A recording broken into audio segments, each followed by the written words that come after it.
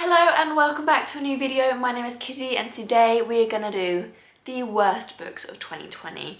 I obviously just want to put a little insert here.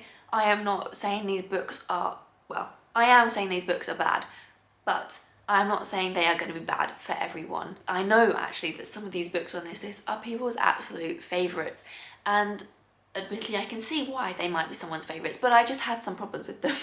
I just didn't get on with these books personally. I've actually changed my mind, loved it when I first read it, and I have completely switched my mind and hated it by the end of the year, even though I read it in this year, don't worry. Obviously, I just don't want to offend anyone with this video. So the first book I disliked is one I read for a readathon in the summertime, and it's my only 1-star, I think, book of the year, and that is Genuine Fraud by E.L. Lockhart, E something Lockhart. I'll put a picture here. This book, like, I read We Were Liars by E.L. Lockhart, and I really enjoyed it. I thought it was a really good book, very twisty.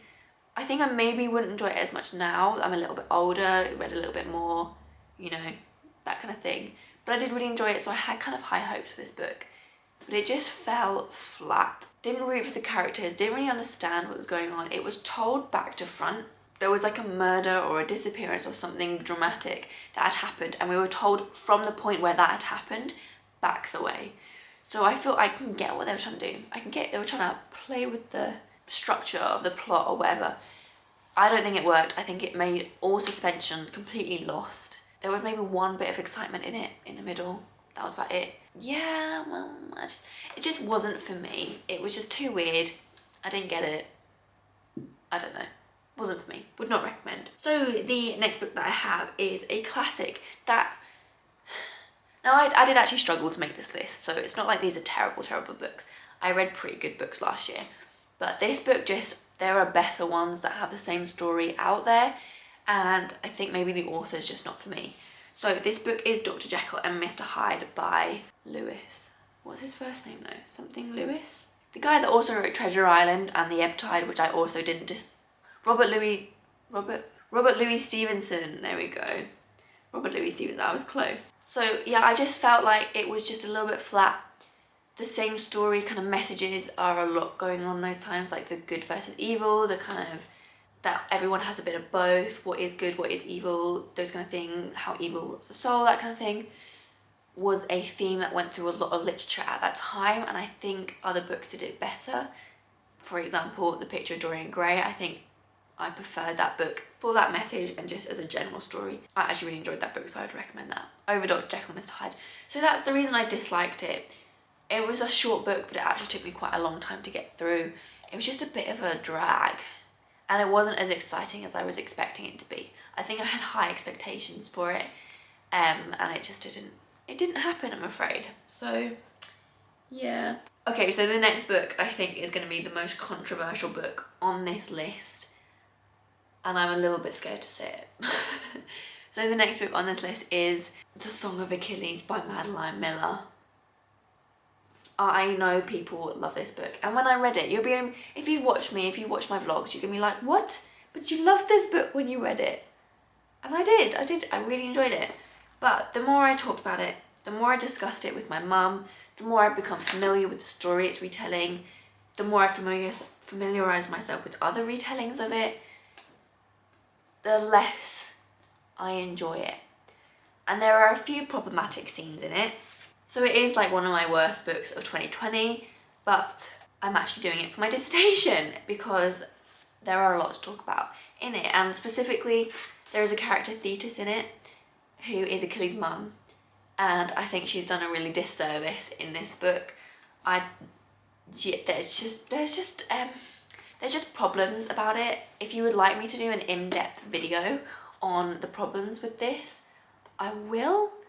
Obviously hesitant because I don't want to offend anyone, and this book does amazing stuff. Like, I love the main relationship in it, but I don't want to say anything without, I don't know.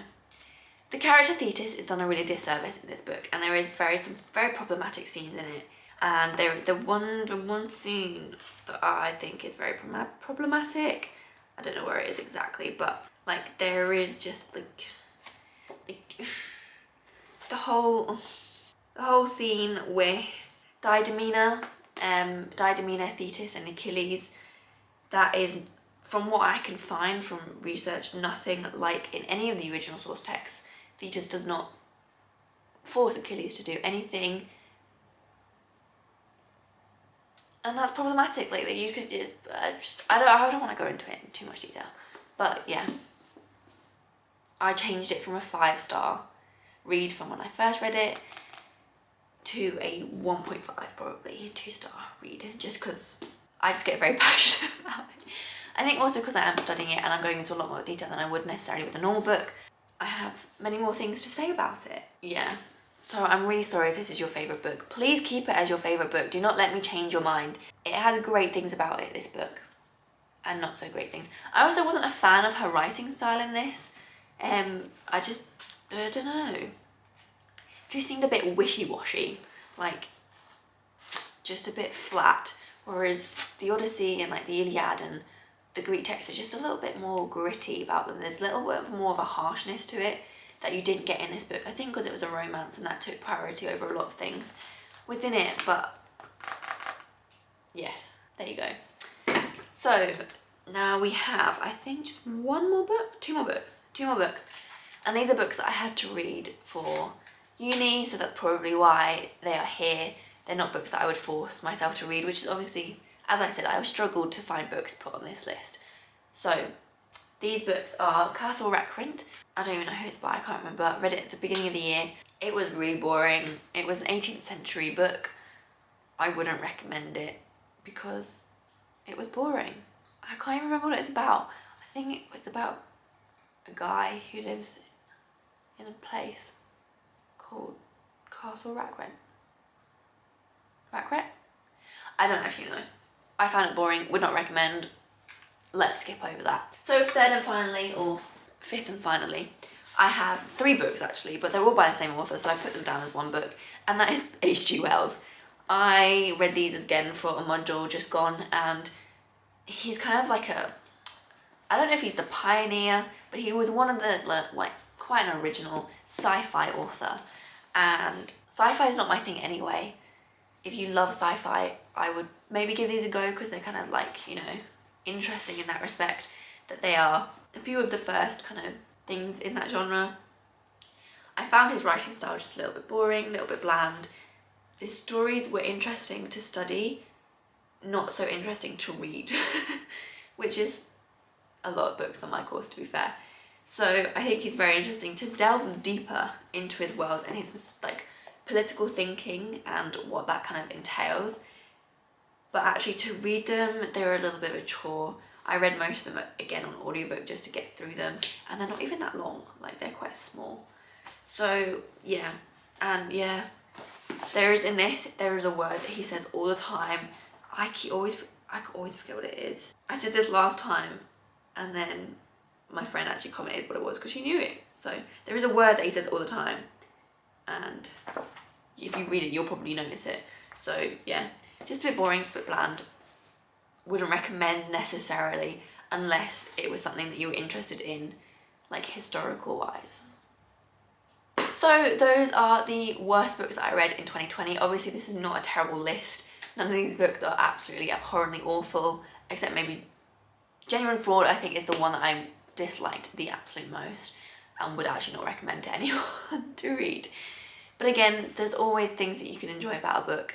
There's always people that will enjoy that book. So please do not let this video put you off any of the books that I have talked about. Please like this video if you liked my dislikes, and subscribe if you would like to see any more videos from me. I would really appreciate it and it would help a lot. Thank you again for watching, and I shall see you in the next video very soon.